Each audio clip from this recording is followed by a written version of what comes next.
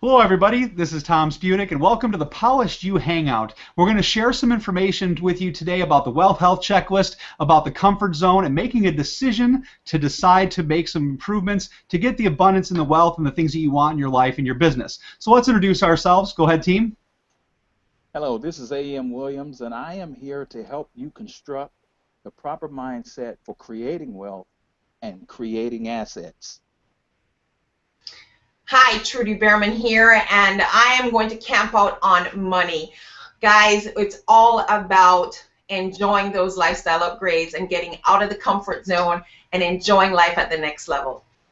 Excellent, my friends. So as we go forward in this brief hangout, we're going to share some slides with you, and we're going to cut in and out back and forth to our videos, to us talking to you live. So bear with me here as I switch over to a screen share so you can see some of the things that we're going to cover with you.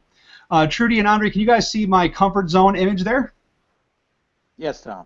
Excellent. Very good. Thank you. So as we said at the beginning of this hangout, we're going to focus on the comfort zone. You know, for most people, they're in a pattern of routines. There are some routines that are healthy, positive, and there are some that are not. And of course, today we're talking about how to expand our comfort zone to get out of the comfort zone and focus more of the things that we want. And Trudy's got one that she's going to share here with you, an image and a concept. So I'll be quiet here and let Trudy take over. Guys, I know this couch looks a bit ratty, but can we switch back to the picture real quick? Sure. Go ahead. You know what? Lost you there for a second, Trudy. Let me get that couch right back up. Sure. Good. All right, guys, you saw that ratty couch there. What happens is when we hang out in a spot, it really, after a while, it's like when we're at home in our pajamas, everything's just kind of comfy. Our body image is already fitted to the couch, and so what if it looks a bit ratty? It's perfect for us. Well, when we camp out in this spot and, we're just there, after a while, it gets comfortable, but it also gets really old. And if you're here, I'm assuming that you're tired of same old, same old. So you're looking for that next level, and that's what we're here. We're going to say we're going to bust out of this, but you got to decide that that's what you want to do, which we're hoping that's why you're here. But the comfort zone for us, and we hope for you, is not where we want to be. Excellent points, Trudy. And before I jump into sharing a few slides and some things about growth, we talk about the Wealth Health Checklist. And if you're here, we hope that you've already completed that because it's very important. There's some information that you're going to get in there about the things you want. And like Stephen Covey says, you start with the end in mind. And our purpose here is to help you say, okay, where am I at? I assess where that's at so we know where the growth can occur. And growth is outside that comfort zone. So what we're going to talk about specifically is an image that represents that and a few points. So bear with me while I switch over back to that screen share, and I'm going to talk to you about those pictures and the graphic that we have here. So Trudy and Andre, can you guys see the desired zone and the comfort zone in that graph? Okay, yes, so my friends, if you have any kind of experience with investing, Trudy, Andre, and myself do, it's one of the wealth building strategies that we're all familiar with, you certainly understand this type of a chart. And we look for points in our lives where we have resistance and support, that comfort zone, the areas where we kind of get used to being in, and at some point we get tired of that. We say we want something better, we want abundance, we want to grow, and we want to create the things at different levels in our lives and our businesses. And that's the focus, and hopefully, as Trudy said earlier, why you're here today. And so we're going to share some of those strategies with you, but we have to make a decision. And again, it starts with that very simple decision to go outside of this comfort zone to the desired zone. And you'll notice on this graph, it's the exact opposite of loss, panic, failure, the struggle. It's the exact opposite direction of those things. So we know that because you're here today, you want to get outside of that comfort zone. You've looked at the Wealth Health Checklist and you said, I want something better, and I'm willing to put some work into getting it and making it happen. And that's what we're going to share with you. And what you'll see here on my screen right now, we talk about that channel surfing. Well, in that chart, in that comfort zone, that's the channel we're referring to. There is resistance that happens in our lives when we get outside either end of that comfort zone. Most of the time, we try to stay in there, and our goal here is to get out of that, get you the results that you want, and give you the strategies and the tools and the processes to do it. And the Wealth Health Checklist, if you haven't completed it, my friends, is a very important one to start that process.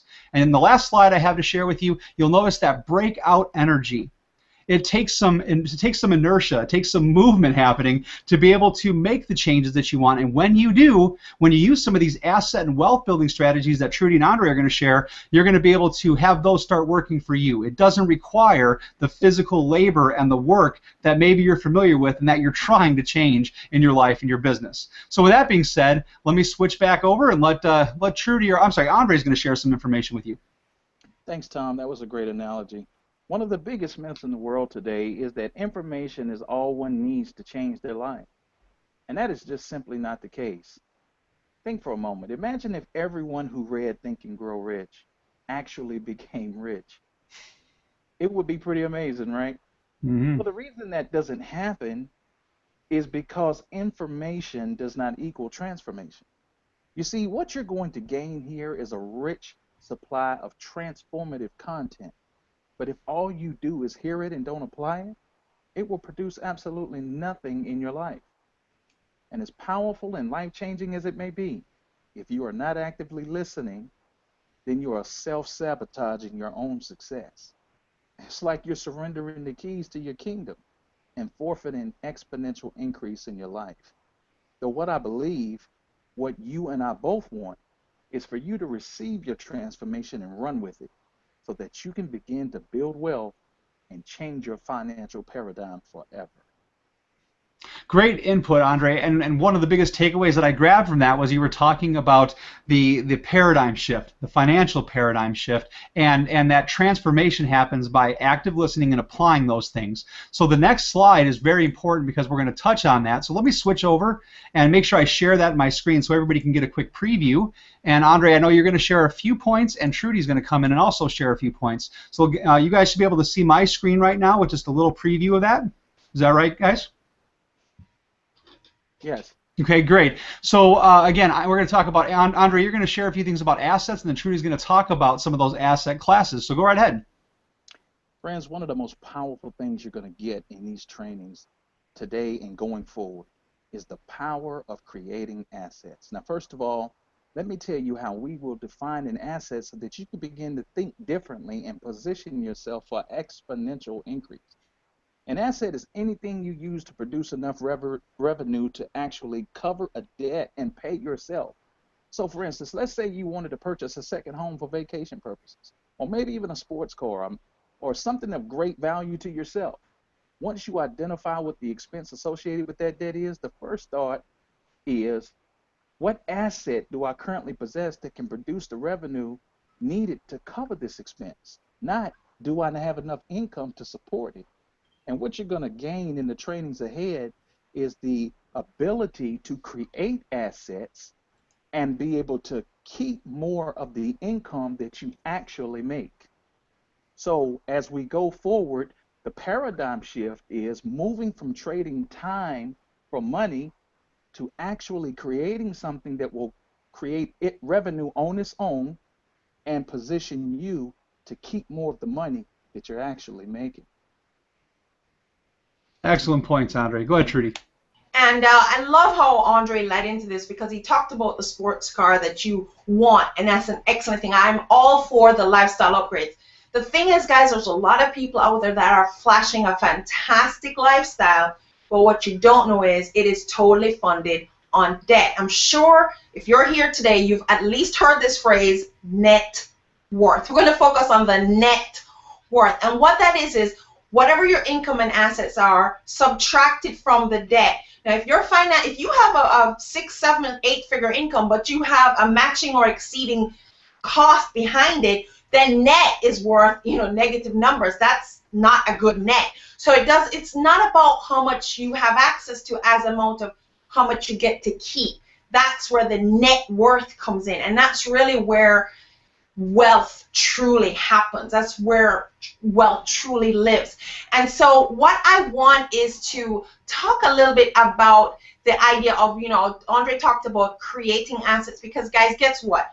If all you're doing is flashing this lifestyle and funding everything on debt, you're just going to be in a very negative net place. So when we're talking about assets, as Andre described, it's going to be something that's going to allow you to afford those things very comfortably. And we want to look at what those assets are. Now, there are some things that clearly come to mind. your portfolio, your bank account, your house, your real estate investment, all those kinds of things. But there are tangible investments, assets, sorry, and they're intangibles. And some of the intangibles you may not be thinking about, but they are there, like your reputation, the goodwill that you generated in your business, your mailing list, and your marketing collateral. There's all sorts of other things. So as you join us and continue to take this journey with us on the various other hangouts and events and stuff that we have, we'll get more into this. But I just wanted to start to have you thinking about it. Now, there are 5 asset classes on the tangible side that I want you to be thinking about, but I want you to really plan to camp out on the first 3. The first one is, say for example, you are Time Magazine and you have 1 million subscribers who are paying a monthly subscription fee ad infinitum. So you have continuous income coming in with no particular end date. That is asset class number 1. That is fantastic. And many of you are able right now to create this kind of asset. If you don't know how, that's something we can probably help you with later down the line. But that is one asset class that is fan-freaking-tastic. The next one is, let's say, for example, you were a car dealer and you had someone purchase a vehicle from you and they're paying you for that vehicle over time. Well, there's going to come an end date on that, but you're going to have an income over time, okay?